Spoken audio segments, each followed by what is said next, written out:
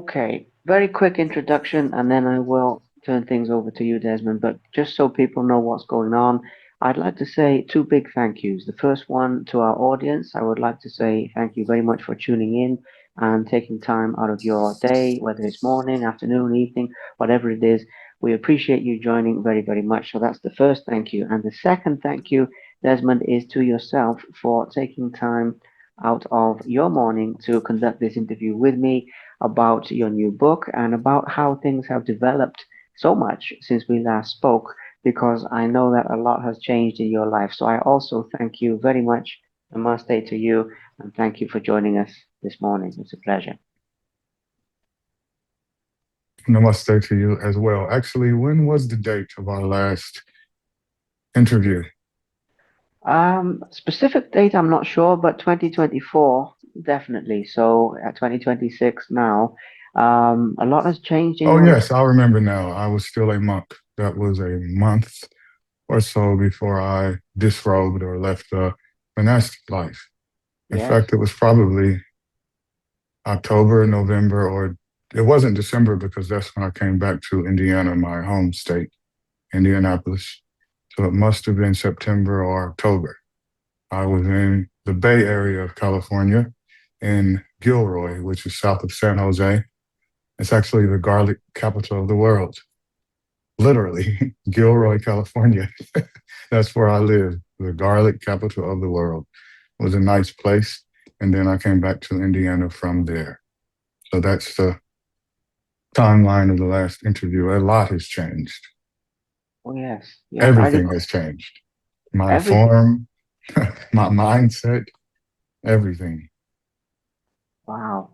Well, we will talk about many things, including your new book, your work within AI, many different aspects, including the implications of AI on consciousness and a number of other things. But before we get into that, Desmond, I would like to talk very briefly on your decision to disrobe, because I recall that it was very quick after we spoke. And the reason I bring this up isn't specifically that time, but you reinvented yourself in your lifetime many times, because as I recall from our previous conversation, you had a limousine company. You were involved in writing lyrics earlier in your life. There's another entrepreneurship. There's many different things, and obviously monastic life now to being an AI specialist and an author. And I probably missed a few things there. You consistently transform. So I'm just curious what instigated the next Mhm. phase of that transformation, coming out of monastic life and moving into artificial intelligence, authorship, and everything that you're doing currently. Well, in the spirit of humility, all of it just happened due to my disposition. And so, honestly, I cannot take credit for any of it. It all happened for various reasons, which Buddhism explains quite well, but we won't go into that because I'm not here to promote Buddhism. And actually, I don't even claim to be a Buddhist. I am simply a seeker of truth, a lover of wisdom, a true philosopher in that sense. Philosophia, love of wisdom, which is what it means etymologically, as I'm sure you know. And so I'm just a human being seeking truth maximally. That is what I'm always seeking. AI is a tool, Buddhism is a tool, monasticism is a vehicle. And I used that vehicle. It took me far. And then I got out of the vehicle and chose a new vehicle because it was ill suited to my aims. I'll keep I, my answers more concise this time. I watched the last interview and I noticed that I can get carried away like a lot of people thinking type. So I'm prepared to give you the Zen answers, concise and Absolutely. coherent. No problem. Coherent. Oh, that's very good. That's very good. Okay, so when it comes to AI itself, now I do recall, Desmond, that when we spoke last time, you already had an interest. There was already a connection there, even during at least that final stage of your monastic life.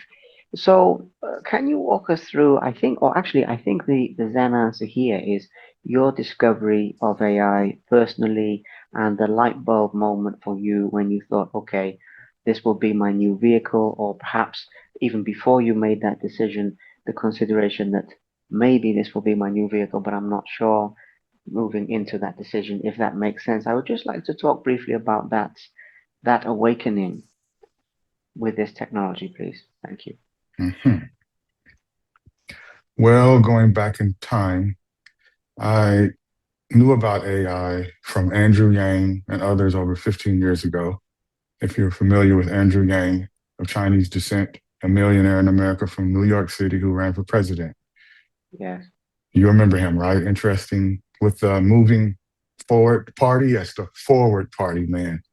And he was talking about AI back then. We had Lensa AI, which was a type of AI, but people didn't really consider it AI. They were like, whatever back then. But I knew intuitively that AI is a game changing technology. And then I had forgotten about it, but I was always following Nature articles and science magazine publications about AI. I didn't know much about it, but I knew this is going to be unprecedented. Fast forward to monk life, it came up again. OpenAI created the ChatGPT 3.5 model, and that was the Chat GPT. They released it. It was private.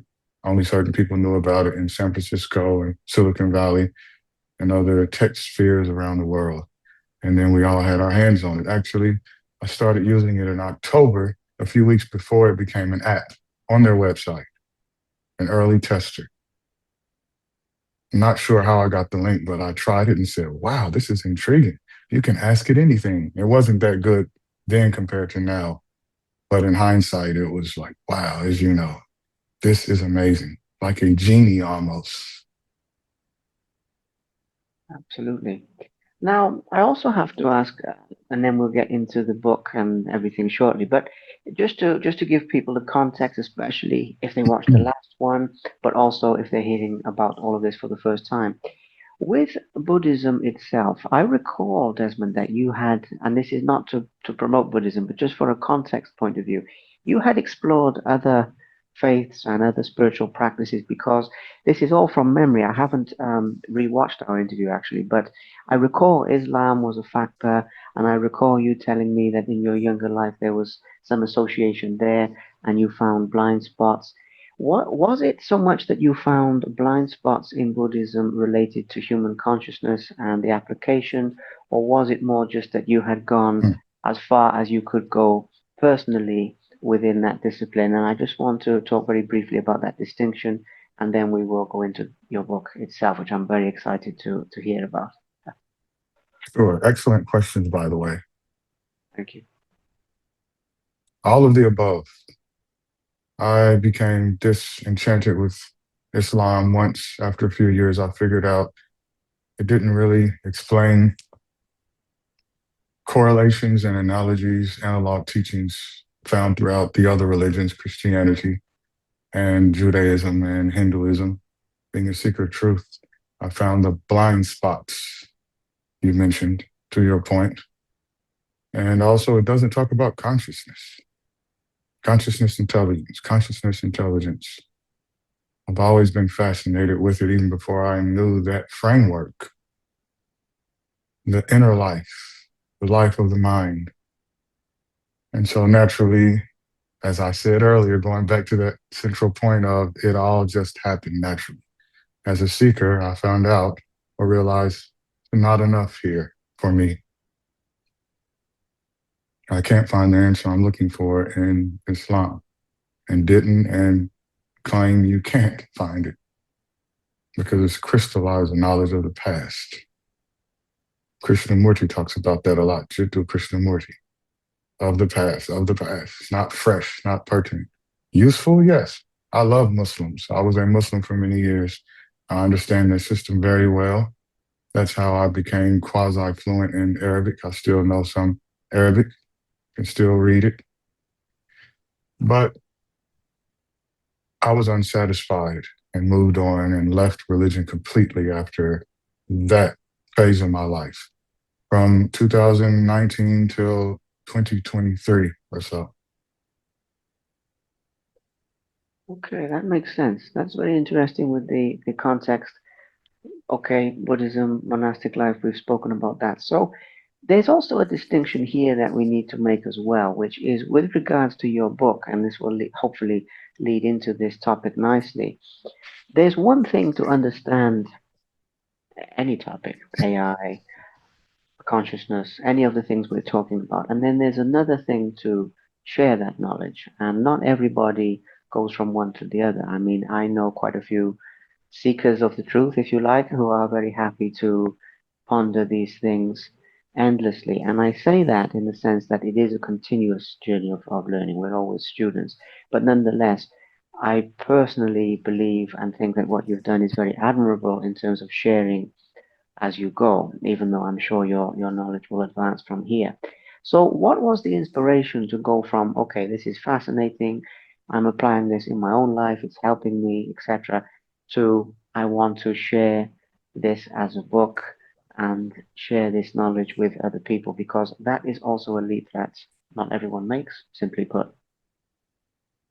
Yes, I believe that I could have written a book a long time ago, but I suffer from procrastination. The P word. We all know about writer's block, procrastination, and also a mind that gets easily scattered. I wouldn't say ADHD because I don't think I have full blown ADHD, but many people nowadays, because of our attention being bombarded all the time, it's hard to focus, especially when you have a lot of interests. And so the timing was right. As a monk, you have a lot of, not all monks, but I was lucky to have a lot of time at different temples to read and write out my thoughts, to journal. Then came the AI we spoke about. Then I realized, okay, this tool will help me organize my thoughts. Then I realized there's a man named Dr. Alan D. Thompson. He works with gifted youth at Mensa. He's Australian. He wrote the memo. He writes the memo report. Apple and other Fortune 500 companies subscribe to that. He's a genius and he teaches genius children. And I resonated with his talks, and he talked about AI is augmented intelligence. He said it's not artificial, it's augmented. I said, yes, no brainer, made perfect sense. So I can't claim that. I got that from Dr. Alan D. Thompson. Shout out to him and the work that he's doing. Augmented intelligence, intelligence amplification, augmentation, amplification. Okay. Then it began to take form. And this started about 9 months ago. Well, actually, about a year or so ago, but then I started actually working on the outline for it. And then I wanted it to be a booklet. And then also, I like art. And I thought, okay, why not create something different? You pair art with concise, elegant text. Oh, generative AI, it specializes in that. And then we'll go into that when you're ready. Why it's a booklet and not a big book. Why it's a free ebook. Why am I not charging, etc. Well, we can go into that, Desmond, from this point forward because I'm very interested to hear about what makes your book so unique. In actual fact, I remember we had a brief conversation on LinkedIn when I published mine in November. You'll also be interested to know I've also got another one coming out about consciousness, but Nice. that's a story for another day. Your Hmm. book is very unique, and I remember you telling me during that conversation about the format, about how you were doing this differently, about how it's not like anything else. So, really, with this, I don't have actually a very narrow question. I leave this to you in your own words to explain the intentions behind your book, as you mentioned, not charging, the format that you're publishing this differently, the connection with the art, because that makes a lot of sense. I recall your creativity from our previous interview. I recall with the lyricism and other creative pursuits that you also had in your background. So it makes sense to me that you're combining logic and art. But for our listeners, we can go deeper into that and we can go deeper into any topic of the book that you like because I would just love to hear about it in your own words, please. Thank you. Sure. So, let's say a one paragraph version, and I have some notes to keep me focused. The book is Exploring Intelligence as the Ability to Accomplish Complex Goals, that comes from Max Tegmark at MIT, who wrote the book Life 3.0, 3.0. Excellent book, a must read. for a person who's an intellectual, for someone with a college education or an autodidact, self-learning type. It's not a beginner's book. He uses a lot of heavy concepts. There's philosophy there, which, by the way, is another reason why I wrote this book, because it is accessible, I believe. I don't use a lot of lofty terms and things that are hard to grasp, concepts that are really hard to grasp. I made it very practical. Even though it's a powerful book, anyone can pick it up who knows how to read and write on a high school level in America, not Europe. I know in the European system, people are pretty much more advanced, honestly, I'd say, with reading and comprehension. But that's why I wrote this, because Max Tegmark and Dr. Alan D. Thompson, I mentioned earlier, can be very dense, their teachings, especially Max Tegmark at MIT. I mean, what does that tell you? MIT. Enough said. So the book deals with amplification as the extension of that capability through the intelligence, the ability to accomplish complex goals, solve a problem, complete a task, and the future as a dialectic between human depth and machine scale. We're seeing models being scaled up on human data in particular domains. We all hear about the scaling laws, which was the reason why there's a breakthrough in generative AI, the form of AI we're dealing with now. That's one of many types of AI. We won't go into that. There are other types of AI, as you know. And so that's the core claim, that the real question is not whether AI becomes powerful, but whether we design its use to expand human flourishing rather than fragmentation. So it's cautionary too. It's a cautionary tale as well. There's no guaranteed utopia. Abundance is coming, but for whom? And that's what I deal with in section 8, civilizational possibilities. At the threshold, that's where we are now, civilizational possibilities. More war, like what we see now in Iran, Afghanistan, and Pakistan, the Middle East being on fire, other countries being drawn into it, or something else more ideal. That's determined by us. That's the future that we will co create. Makes a lot of sense and poses some very interesting questions, which we will talk about further. In terms of, just so I don't forget to mention specifically the format that you've chosen, don't give too much away because bear in mind, Desmond, we want people to read this, but even so, to whet the appetites of individuals who perhaps have read lots of books, including myself, as you can obviously see here, Oh, your book yes. is very unique in the format. It's very unique in the style, and also in terms of the publication format. Just tell us a little bit about a few of the technical aspects of this a little bit more, because you've mentioned the artwork, the short paragraphs. You mentioned the publication. I'd like to go back to the actual technical aspects of the publication format briefly, and then we'll go further into some of the topics that are addressed. But you've Yes.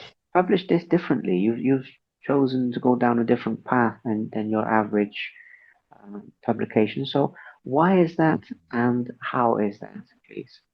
Thank Well, you. the practical reason is the format, the templates.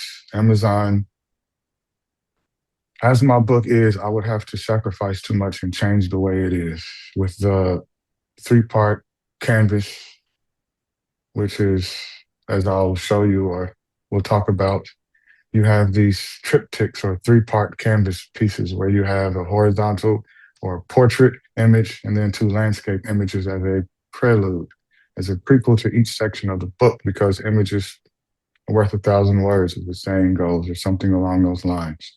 Artwork is more powerful than text. That's how I'll say it. Art speaks volumes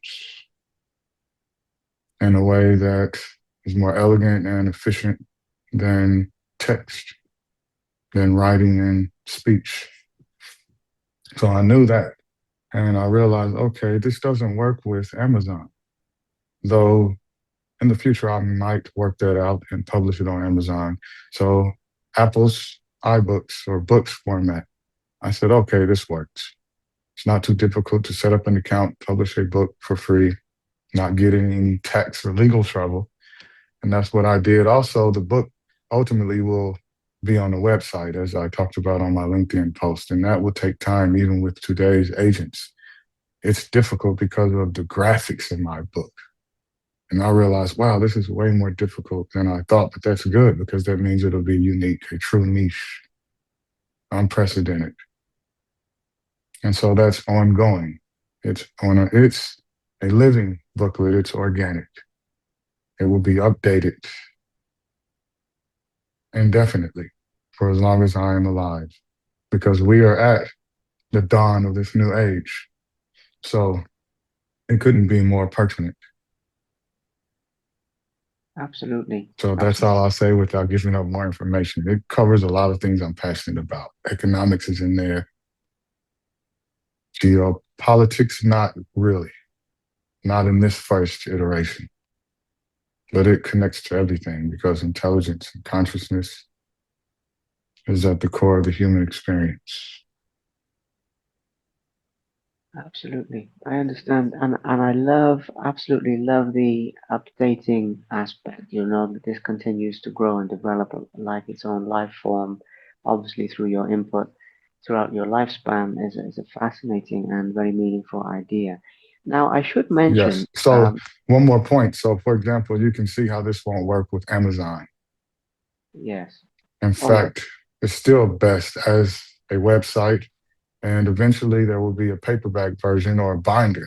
And I will perhaps, as my friend who is an artist, a filmmaker, said, people can download it and get a binder and then add to it because it's museum grade quality. You'll want to look at it, you put it in your bookshelf, you'll want to look at these art pieces in this booklet. You'll want the physical copy, Absolutely. Absolutely. definitely. Wonderful. Absolutely wonderful. Very unique, very powerful. I should mention, Desmond, by the way, not to assume that people know this, that you're not only writing about AI, but since we last spoke, you've also become qualified in a number of these aspects, and you are also teaching and sharing this knowledge and guiding people in a number of practical ways as well. And I don't want to skip over that. I would like to mention a little bit about your role in that aspect as well, because we're at the dawn of a new age. But you're not only writing about that age, as I've mentioned, you're also hands-on guiding and instructing or teaching. I'm not sure how you define your role, and that's the question Mhm. really, how you define it, what you are currently doing in this field, please. Yes, actually, this is interesting. You'll appreciate this acronym of IAM, because it covers spiritual and technological matters as well. Intelligence, automation, management, and that's what we will all be doing eventually in particular domains that we specialize in every field. Intelligence, amplification, mastery, that's all that we'll have to learn in the not too distant future. Mastery of intelligence, amplification, how to amplify your intelligence for X, Y, or Z task. And also, I am, aham, from the ancient Indian teachings. Actually, even in the old Judaic tradition, there's the I am. Tell them I am sent you. That's an actual passage from the Old Testament, translated from Hebrew and Aramaic, of course. Isn't that intriguing? I call that full circle there. I said, wow, one day it dawned on me this I am covers a lot for me, sums up my life. Everything is full circle for me regarding I am. Does that make sense? Yes, it does. Yes, it does. I find that Because fascinating. I am intelligence. Say that to yourself, right? I am intelligence. I am that I am. I am consciousness. I am that. I am amplification. We amplify each other. We augment each other. Thus, I am sent you. Ah, you see I that? like, I like that. I like that. Okay, now there's an interesting distinction we have to make here, though. Like people talk about the distinction between, say, the mind and the brain, for example, the physiological and the other aspect. the distinction here between consciousness and intelligence or intellect, because we're talking about intelligence augmentation, amplification, intelligence amplification, but obviously your time as a Buddhist monk is has a very strong consciousness aspect. And I'm curious how you define the distinction between those two, because in my view, there's a subtle difference where we have the consciousness, Mm. perhaps you could say first. I'm not sure your views on this, and then the intelligence second. But I'm interested in how you separate, or if you separate, pure consciousness, if you like, for want of a better term, from intellect and logic and Mm. the ability to analyze, solve problems, and so forth. Consciousness comes first. And you can clearly realize that by paying attention to the gap between thoughts that's been pointed out by Deepak Chopra and many popular spiritual teachers, but also neuroscience. There are neuroscientists like Christoph Koch who actually helped create the field of neuroscience along with Francis Crick. They did that decades ago. And he talks about how now his view is more considered panpsychic. He believes that consciousness comes first. That's at the origin. That's the bedrock. That's the core. That is a priority. And it makes perfect sense because when you first wake up, what precedes every experience is awareness, and then thoughts appear. But it happens so quickly, people naturally just assume the mind is always noisy. For example, you wake up and you remember a dream, but the remembrance, the seeing of the dream, the knowing is not the same as the dream. The witness they talk about in ancient India. Absolutely. I was hoping you would make that That's distinction. my view. I'm not saying that's absolute and I don't know. So I take the agnostic approach. But evidence seems to point to that as being the correct model of reality, awareness. Subjectively, experientially, as Sam Harris and others point out, as well as David Chalmers, who talks about who coined the hard problem of consciousness no one can ignore. The fact that we are aware, and that's something that we cannot deny. Everyone knows that it is the most precious thing that most people don't realize is the most precious thing is awareness. And from that, we are aware of our intelligence and we can raise it, we can augment it. That's what makes us unique among all of the other fellow animals or sentient beings. Does that make sense? Completely. More than you realize. It makes sense to me, of course, but also for our viewers and for their consideration. That's a very, very important distinction to make as a foundation so that they don't build any assumptions on false foundations, if you like, but on the correct foundation. Yes. And There's a I term, metacognition, agree. awareness of awareness itself, or introspective awareness. These are technical terms, and if anyone in our audience doesn't understand the term, we have wonderful tools now. Ask ChatGPT, ask Gemini, ask Anthropic's Claude model. Believe me, it will break it down better than me in seconds. But it doesn't have the awareness and compassion element that I have that's genuine. I'm not a chat bot. I'm not chat DEZ. Oh, I love that. I love the distinction. And yes, it makes sense. And not to go off topic, but these things, David Chalmers, the hard problem of consciousness, everything is all going to be covered in my next book as well. So I've been very Oh, much. wow. I look forward to reading that. Sign Thank me you. up. I'm ready. I'm ready I for will that let you book. know. I will let you know. It won't be long. And AI has been a very, very useful thinking partner for me. I've used a lot of the spoken word elements to create it, and I've written it. But as you say, the referring to something you said earlier about the organization of thoughts, I have that same issue. When I was in school, they said I have ADHD. Whether it is the case, I'm not sure, but certainly I certainly have neurodivergent traits, let's say. So AI has been an absolute blessing and continues to be an absolute blessing. This is ChatGPT in this context I've been using, but they all have different aspects. Anyway, I will let you know about that, Desmond, in due course. But the other thing for our viewers that they want to know about is, of course, what some of the predictions are that will we can't necessarily predict everything, but in my mind, there's a degree of a similarity here to the Industrial Revolution, where certain aspects of people's physical output and things very much began to change. And of course, that was a long period of time, even though when we read about it in the history books, it sounds like it happened overnight. And as you say here, this has been happening. I recall reading something about an IBM computer defeating a chess Mm. grandmaster in something like 1997, I think it was. And Watson, IBM's Watson. yes, That's right. so if people are shocked that this is here now, they shouldn't be because this has been a long time coming. And of course, the AI research, I've recently been reading about Marvin Minsky and some of this going all the way back to the 1950s. But in terms of practical application, let's say the 90s, Mhm. it's here, it's the dawn of a new time, but people have had time to prepare. Now, my question for you is, from a compassionate standpoint, actually, is to talk about some of the fears that people have about, excuse me, about being replaced, about the fact that not everybody is clear on the distinction that you made, that we have as humans the experience, the hard problem of consciousness. Why is the sky, why do we see the sky as blue? What does it mean to have that experience versus just the information?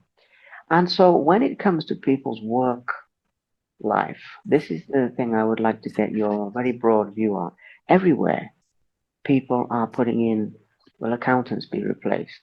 Will lawyers be replaced? Will this, what will happen? Of course, you've come at it very, very well in the balance between the augmentation, not the elimination, if you like.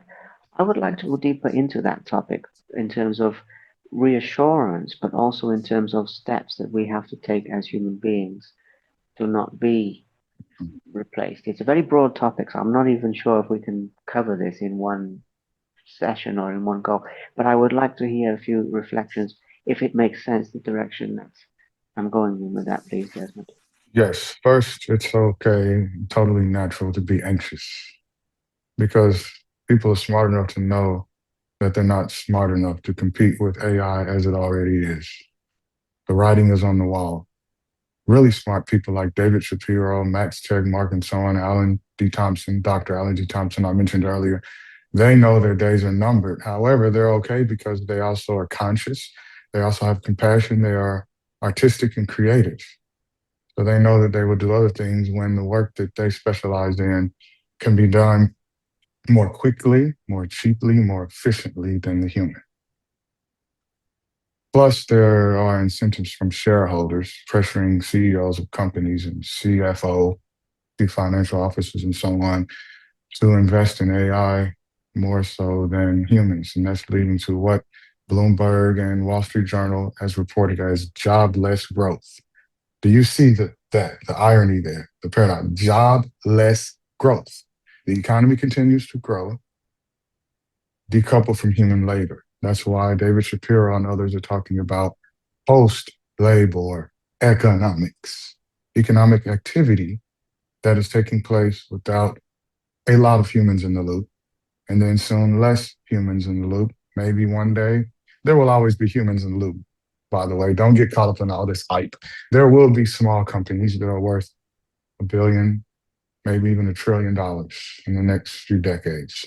And that just comes from understanding economics, right? You scale up companies, people will continue to buy things that are produced by robots and AI in digital form.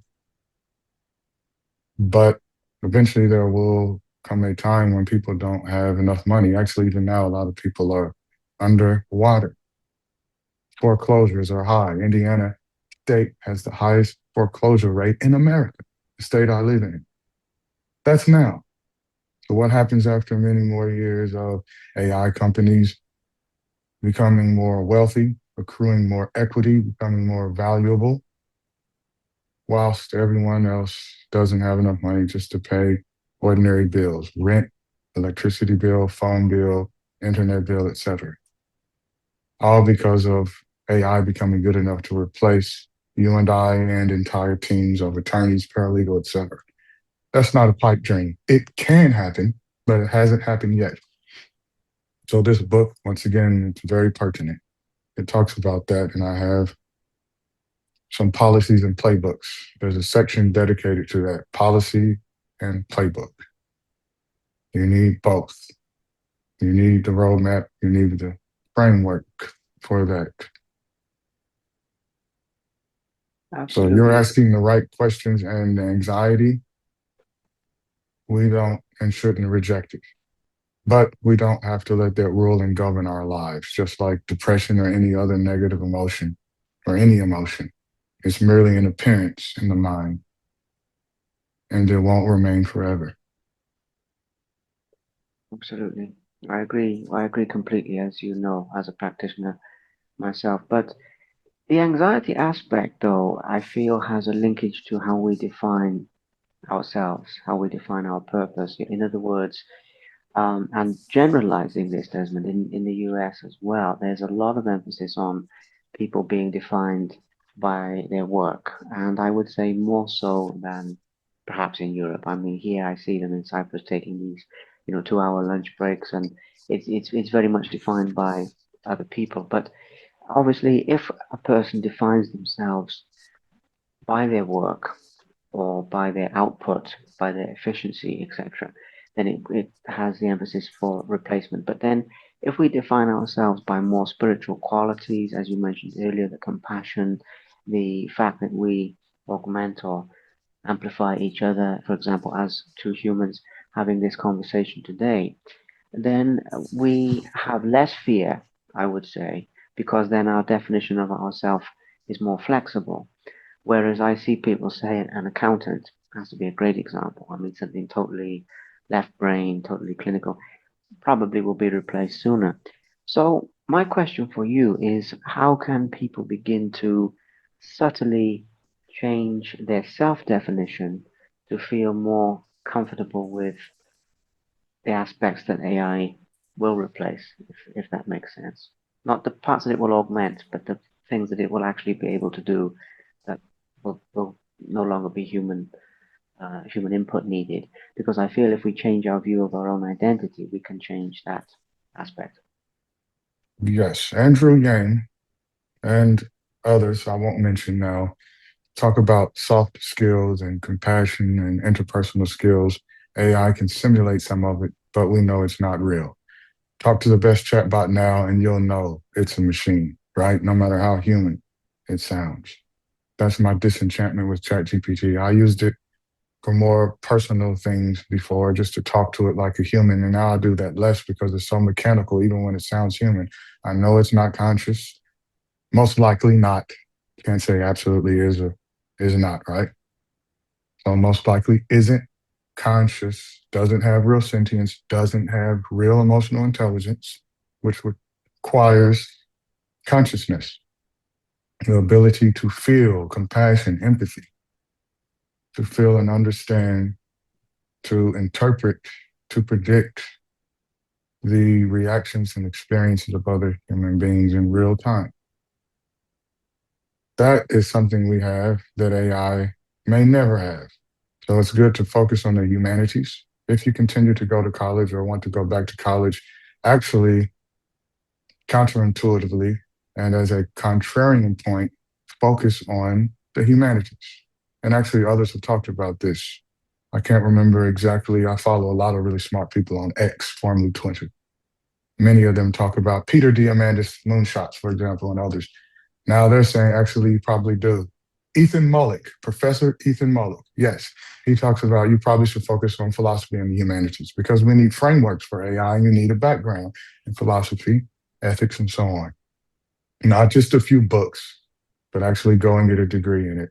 Or what's more practical is use the AI model to learn, create a curriculum for yourself, follow it, and demonstrate that you know what you're talking about by creating books like we're doing and courses and content.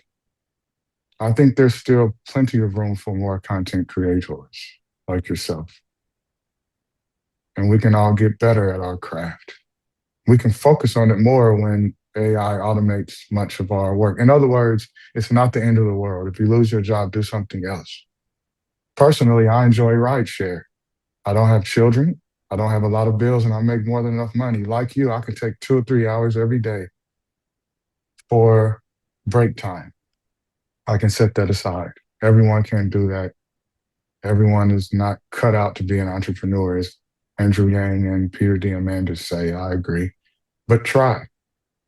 See if you can go out and open an app, one of the big gig economy companies like Uber, Lyft, and I'm not promoting them and I don't get paid to do that, but try it and see. Can you manage money? Can you make enough? I can. I don't know about 2 or 3 years from now, but I can still go out and make more than enough within 6 hours. Financial literacy. Master that too. You don't need a degree for that anymore at all. You know that. You can learn very well with today's frontier AI models, everything you need to know about credit worthiness and so on, debt to income ratio, ROI, return on investment, opportunity costs, etc. That's what Absolutely. we need. Financial literacy and soft skills, interpersonal skills, or emotional intelligence. We need to focus more on EQ and not IQ. It'll take longer for EQ, emotional intelligence, to be on par with humans, and then whatever it would be like to be more emotionally intelligent than us, humans, versus other animals. You see how nice we can be to other animals, but we can also be very cruel. We can torture and kill them and eat them, or we can not eat them and take care of them and build animal sanctuaries and then create AI tools to learn their language. Wow, that's incredible. Yes, I was reading about that recently as well with whales or dolphins and deciphering the language. That has some very fascinating implications in and of itself. But this is making a lot of sense as a picture. And of course, people want to know more. Read the book, guys. I mean, we've made that clear. Yes, that's what I was about to share with you. Why did I write this book? I wrote it because we're living through an inflection point or a phase transition. Imad Mostak talks about that. Our tools no longer just extend muscle. So I want to create a clear, elegant framework for understanding what this means for individual society and the future for us. And that's what we're talking about now. Now, here's something I am confident about. An AI cannot perfectly replicate you, Hartery. There's no way. The experience of looking at you through this smartphone, being present in this digital space with you, cannot be perfectly replicated through Notebook LM. No way. No way, Jose. As the saying goes, it won't happen. You have a craft that AI can simulate, but AI doesn't have your consciousness, your compassion, your empathy. It can replicate much of your personality, but it's not you and will never be you, never be as real as you. So I don't think your job is going to be automated at all. I can see you 5, 10 years from now still producing good, excellent, profound content. Thank you. So Thank you. there's a solution, right? Would you agree with that or not? It's good to pushback is I welcome. I would agree with it, Desmond, in the sense that well, I personally believe that my work in particular is very primed for amplification, if you like, with AI, but not replacement. So in the sense that I'm not worried about that, in the sense that I'm quite excited about it. I mean, obviously, we all have considerations. There are economic considerations of, will AI flood the market Hmm. with certain types of content, and does it make books and things, harder to get out there because maybe there'll be AI books at some point, etc. But even so, the this is why I'm so fascinated by you and the consciousness, the compassion, including the fact that you seem to have a very compassionate framework behind why you've done this, a very compassionate intention to guide and assist people through the transition that they are going through or about to go through.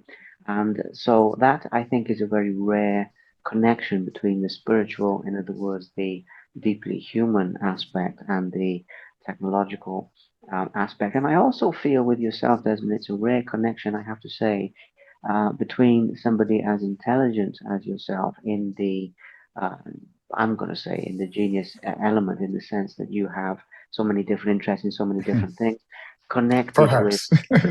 passion. Perhaps. But you look at people, for example, even great thinkers in history. I was, funny enough, I was just pulling together some final notes for my book with Nietzsche, Ludwig Wittgenstein, some of these philosophers, Wow. Oh, and yes. they obviously all had some significance. Uh, who was the other one? And Kirk Odell and the incompleteness theorems of Isaac Asimov, right? Isaac Wow. This Asimov. guy. Yeah, Yes. and Prodigious minds.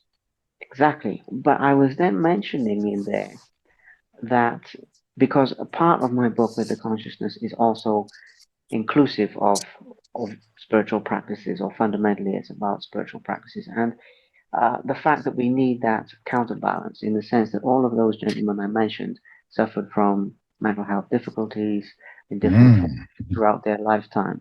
And I feel that an aspect of that is not balancing the intensity of pure thought with, say, compassionate practices, mindful practices, any type of, these kinds of things. So that's why with yourself, Desmond, there's a fascinating balance between the intellect and the more, shall I say, heart centered, the more experiential That's what a consciousness. friend of mine told me actually recently. That just happened through meditation and mindful living, deep listening, and practicing loving, kind speech. You don't hear many people in the West talking about that. No, Extroverted, cutthroat. I got to get mine. You got to get yours. Doggy dog world. American style capitalism, neoliberalism at its best. Laissez faire capitalism, business as usual. So most people aren't talking about that, but it mm, is important. Calvin Niles is talking about that on LinkedIn.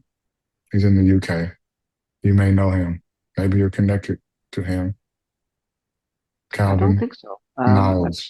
But I will be after this Look him conversation. up on LinkedIn. He's doing great things. He's putting together a team of many different experts from different domains, contrarian thinkers, economists, and so on, IT specialists, computer science masters, etc., authors. I will. I will look him up. Any recommendation of yours, Desmond? I'm straight on it. It was the same last time. As soon as we're talking about amplification, augmentation, I have learned a lot from you last time and this time, and it really is a pleasure to share this presence with you. As we Sure. mentioned, the last couple of things, and we'll wrap this up fairly soon. Obviously, with everything that we're talking about here in this particular aspect of the conversation, it points to one thing really, which is, in your view, do you think that AI will ever be able to become fully conscious, sentient, or human in a type of Blade Runner type style? I mean, obviously that has physical components as well, so it's not the best example, but just an example off the top of my head. Do you ever think that it will be able to replicate, for example, you go and watch a movie and it's not a human actor in there, but an entire AI construct, or do you think that the human sort of intention behind it is still necessary, because we know that in terms of AI as a system, we need people because we have to put fresh input into the system, because this is, if you like, a compilation and a synthesis of all human knowledge so far in there in Yes. a but it doesn't stop at this point, because we need fresh knowledge, fresh experience, fresh input to go in there so that it can keep synthesizing, and maybe that's an oversimplification, but I see that process that it needs fresh input from us. But in terms of things like creativity, I mean, there's artwork in your book. Do you think that in 10 years, 20 years, we will still need people for that? Or do you think that it can never become fully conscious? Because you said earlier, AI couldn't replicate me. I agree with that. But I'm Not interested. fully, not completely. Actually, you can use Synthesia right now in Hey Gen. I think that's the Yeah, other company. And they will produce the model, that model diffusion or whatever form of AI it is, will definitely replicate. In fact, I've created my LinkedIn profile, for example, for the sake of transparency, is AI generated, but the actual face is based on the real photography. Real photography, and then, okay, put me in a suit. You know about that. Actually, everyone should try that. I was against it for many years, even though I don't consider myself conservative. Like, blah, blah, blah. Actually, it's very useful to use that tool, but make it as authentic as possible. Use your real face and then say, okay, how do I look in this suit and white background? Very practical. It will get better than that eventually, and then it can make other versions of that of yourself. How would I look with a beard? How would I look if I had an afro or long hair, right, etc. So yes, we see it can do that, but it will never fully replicate a person. Maybe it will become aware, truly aware. What type of awareness, though? We won't go down that rabbit hole. We didn't even talk about that. There are distinctions. Animals have a type of awareness. I'm pretty sure they don't get caught up in the what's called as the default mode network, or thinking about thinking, or being entangled in the network of thoughts. Animals totally live in the present moment. You can see that by observing cats and dogs. They just sit there laying around licking things. And when they're ready to eat, they eat. If they're wild, they attack. Other than that, they play around a lot. Believe me, they don't ruminate. They don't dwell on the past. I'm pretty sure that's not their reality. That's a type of consciousness, not like our awareness. We can sit this morning, I heard the birds chirping, and then there were a constellation of different thoughts and connections between the sound of the bird and other things, all in the present moment. You see? So AI could be aware in a certain type of way in its particular environment in the cloud space, but not the type of awareness that we value as sentience, as the feeling associated with things called qualia in neuroscience. A quale is one particular feeling associated with an experience, for example, tactile experience, feeling this wood here on the desk in front of me, right? So that's all I'll say about that. We don't really know, but it will never be, of course, exactly just like you. There's only one you, one true you. Yes, I understand. Well, this aspect and its obvious connection to the hard problem of consciousness and everything else that we were speaking of earlier, it makes a lot of sense. And I think that that's reassurance because when I set out to do this interview with you, Desmond, I had in mind several things, but I had in mind, first of all, to balance the compassionate intention behind this talk and not just the intellectualization, but also to make people feel better about what it is that they're going through and the changes in the world. But also the fact that it's very difficult with you to condense something like this into an hour because we could talk until next week. I mean, there's so many different subjects, there's so many different things that I've had to resist going down, for the sake of time, and not only my time or your time, but actually so that people can listen to this and take in the information and put it into practical application so they can think, okay, I can make changes in my life in this way. I can feel reassured about this in this way. That's very important to me that it's not just, oh, well, that was very interesting, but I'm going to go and make a change here in such and such type of way. Now, Imagine 30 pages. Now do you see the yeah, wisdom regarding why I settled on 30 pages? And actually, 10 of those are imagery, artwork. Like, let's see, for example, see for yourself. See that? wow. Yes, I can. That's the cover. Now, I wanted to tell you earlier that we will merge with AI, many of us. In fact, we have 13 Neuralink patients already, the cyborg. We already have the first cyborgs, Neuralink patients who couldn't talk or walk, paraplegic and so on. Now they can control mouses, computers with their thoughts, becoming this individual here. We came from that individual there, hunter gatherers. Just to give you an idea of the artwork, this took over a month of iterations working with the AI model because AI models don't have real reasoning and understanding. So I had to work with it like a true artist, giving it a persona, using prompt engineering best practices, which is what I specialized in, and I have certification for it through Google. Going back to your point earlier, I'm not just talking about AI, I'm certified to use it and teach others how to use it well, and that's ongoing. But just to give you an idea, here's the table of contents. This is what I cover in 30 pages. There's no book like this. Trust me. This is a synthesis of the great works of minds like Max Tegmark and Dr. Alan D. Thompson, people who are definitely geniuses and savants. And I synthesized it in a way that they have not for the benefit of humanity. What is intelligence? What is amplification? Amplification in practice, humans, intelligent machines, and the dialectic of intelligence, policy and playbooks, afterthoughts, actionable insights, not just armchair theory, not just rhetoric, and tips, reflections. And then section 8, at the threshold, civilizational possibilities and authors and note. And then I'll just go through it quickly to give a little teaser. That's what is known as a 3-part canvas. That's why I said this, as my friend said. He said, brother, this belongs in a museum. I agree. Yes. And so you look at that there. It doesn't look like it's AI generated. And that's because I put in a lot of work through prompt engineering to make it look at the details of the hand, like Rembrandt and Andrew Loomis quality art. If you don't know those artists, look them up. Oh, You I see do. that? Yeah, this But is not your typical AI generated art, you see. And that's all. I just want to give a little teaser. And I'll back to your closing questions and statements and so on. But I do want to say one last thing, that what makes my perspective different is I'm not treating AI as just another software story. I'm treating it as a part of a larger civilizational story about intelligence, amplification slash augmentation, agency, and wisdom.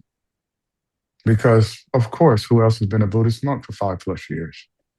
Who else spent countless time dealing with people from different backgrounds as a taxi driver and a limousine owner operator?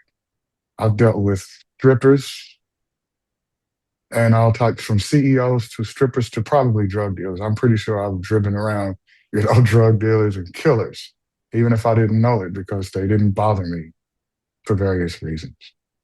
And so that's also a part of my school of hard knocks education as well. Learning from abs- people directly and learning how to connect with everyone I pick up, from a CEO to an economist to an OnlyFans lady, just to give some examples, to someone who is on the spectrum, to people who are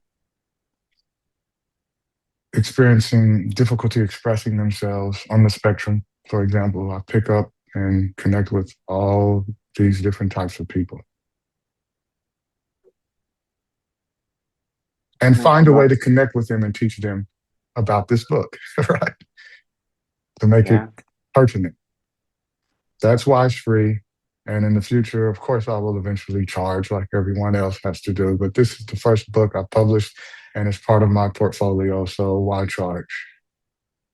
It doubles as my portfolio as well. It's a very practical endeavor, I'd say. Yes.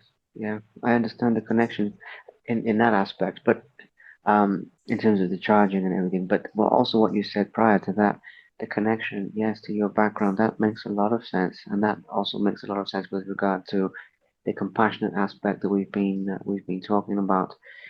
You are a very unique synthesis with my friend entrepreneurship, financial literacy, AI, spirituality. I mean, it's quite remarkable indeed. And thank you very much for showing the book to us. So one Beautiful. more important point. The reason why I can connect with many different people is because I'm not just a typical person to go to school, excel, end up in MIT or Stanford, which I'm now confident I could have done if I had the impetus to do that. But I didn't. And I'm happy I didn't, because for one, I don't have debt, no student loan debt. So I'm already ahead of most. No medical debt, already ahead of most. Thank goodness. So that's another reason why I can enjoy the life. No children. I love children, but nowadays, it's very costly even to have one child. So I can connect with everyone, including professors and people working ordinary jobs, drive through McDonald's, fast food on up to software engineering because of my background and where I've been, different countries, different environments. That is why this book is unique and why I am unique. It is a reflection of who I am. I am intelligence, amplification, mastery, management of intelligence, augmentation, amplification. There you have Brilliant. it. Absolutely brilliant. Wonderful. Well, I knew this would be good, Desmond, but this honestly exceeded my expectations, and I'm truly grateful for your time, your presence once again, and for you being an open book, let's say. Very, very grateful for that. Of course, when I release this, I will send this to you, but I will release it everywhere on my side, all of the practicalities there.